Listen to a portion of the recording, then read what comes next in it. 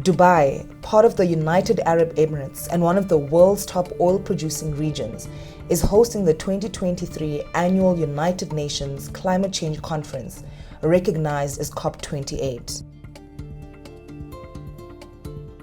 This gathering of nations underscores the pressing need to accelerate climate action and shift away from fossil fuels, whose emissions stand as the primary driver of global warming. Leaders can kick the can any further.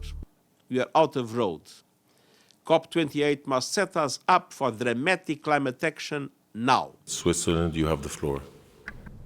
Last year, COP27 faced heated debates over climate finance as developing nations pressed developed ones to fulfill the $100 billion annual pledge for climate action in the global south.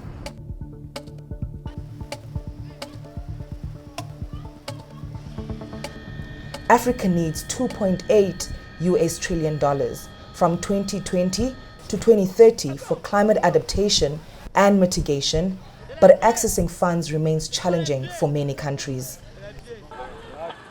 Loss and damage caused by climate change also took center stage, prompting developing countries to advocate for a fund to aid recovery and resilience.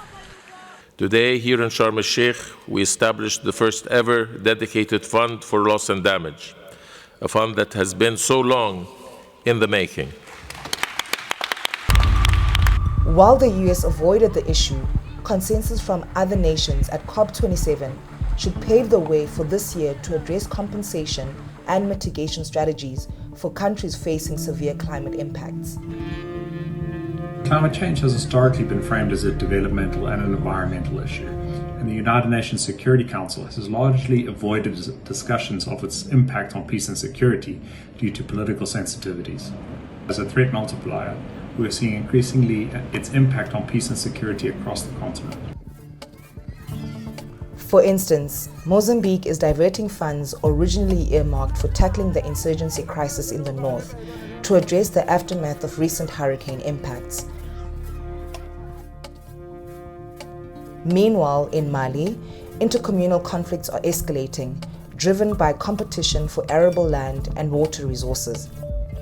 Adding to the complexity, geopolitical tensions are on the rise as nations vie for crucial resources. Notably, disputes over Ethiopia's Great Ethiopian Renaissance Dam are heightening the risk of interstate conflict in the Nile region. As climate events strike, women, traditionally tasked with caregiving and resource management, face heightened vulnerability.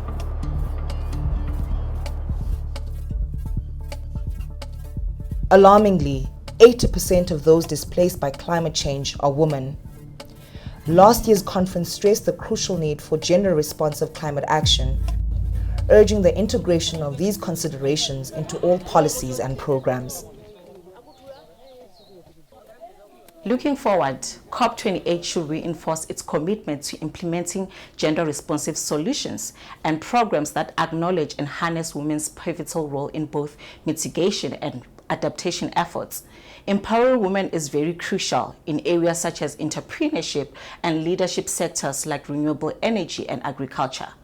It involves crafting climate-resilient strategies, addressing women's vulnerabilities, and most importantly, bolstering capacity for climate change adaptation through initiatives focused on disaster preparedness.